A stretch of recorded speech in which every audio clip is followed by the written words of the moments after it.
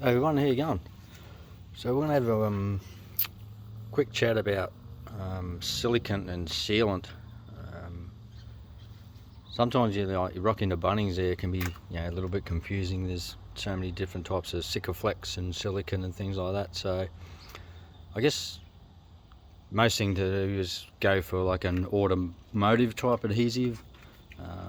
So I was mucking around the other day just redoing some of the silicon on the Sirocco. So that's one of the ones that I use. There's a myriad out there. A lot of them go like there's all numbers like 252, etc. So Sally's is there. Sikaflex, the actual like name. That's probably another one. So this is like a sort of automotive or builders type material, and obviously you want this sort of automotive line and make sure that it's for exterior uses. So another one is get a half decent gun. This is sort of a middle of the road sort of gun, I guess. We talk about toolkits that we take on the road. So yeah, some black silicon and a half decent gun. So add that to your list as well. Take that with you when you come across some leaks and that type of thing. So when you can sort of do a check. This is sort of a short wall, so that's sort of more a little bit difficult. Okay, but if you press against the composite and look at your silicon, righto, and if it moves away or comes away, righto, it's time to give that another lick. This is sort of a longer wall just above there, so you get a longer walls, you'll get a little bit more flex out of the composite. Righto, so you can do your check. I guess another one obviously is you open a hatch or something and you find water inside. So people sometimes get in trouble, end up with water in the fridge compartment. Righto.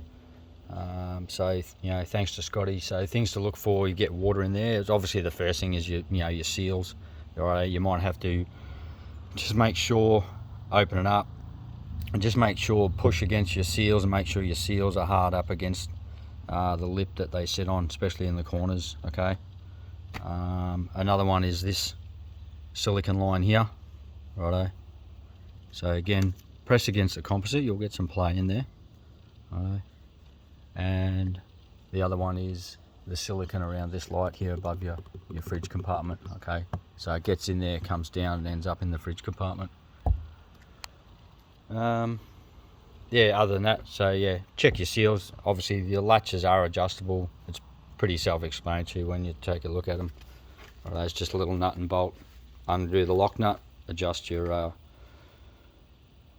bolt, and then tighten up your lock nut again. Running your silicon, all right. If you have a plumber mate or a cabinet maker, guys that do caulking all the time, right? They're guns at it, so they're the guys. They're the go-to guys. So, two trains of thought, righto. I got a cabinet maker mate, and he'll say he'll cut his nozzles every time. So, some nozzles are like closed altogether, righto. You can get spare nozzles from Bunnings. So he always cuts his himself, because the factory cut can have burrs and nicks and that on that sort of thing, and you don't sort of get a nice neat bead. So two trains of thought: you can cut them square or cut them on a 45. So either or. Then what you want to do is obviously clean the location. We're not going to do any caulking today because I don't have a spare nozzle. Yeah, make sure that area is nice and clean. Get all the dirt and grime off there, alright. And make sure it's completely dry and like chemical free. Then what you're going to do is run your bead, righto. Nice, slow release, righto. Don't sort of jerk it. You'll end up with sort of big lumps and stuff like that. So just nice and steady. Run your bead along. Righto. Not too much. Then what you're going to do is, we all know how bloody grotty and messy it can get with Sikaflex. What you're going to do is just a little spray bottle, and all I've got in there is washing detergent and water. Righto. Then what you're going to do is you're going to spray the silicone, and then I always use my finger, but you can use a stick, or bloody like a paddle pop stick or whatever it is. You can actually even buy little bloody plastic things from Bunnings to run along. After you sprayed it with your solution, then all you're going to do is, I just use my finger, and then you're just going to run it along, righto, putting sort of emphasis on pushing against the composite, righto. What that does is you're going to have a slightly higher side against the composite, righto, and that'll have a larger surface area to stick to the composite. And other than that, yeah, you can just keep going and Sikaflex as much as you like. Righto. Why do we have to do this? You see that there? That's why. Righto. Because the sun deteriorates the Sikaflex. Alright. So things exterior don't last as long as interiors. Righto. Like your bathroom, etc.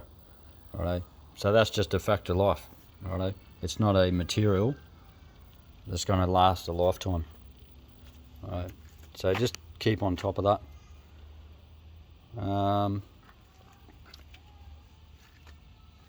So yeah, we spoke about ingress areas. This is on the Sirocco anyway, so that's one of them.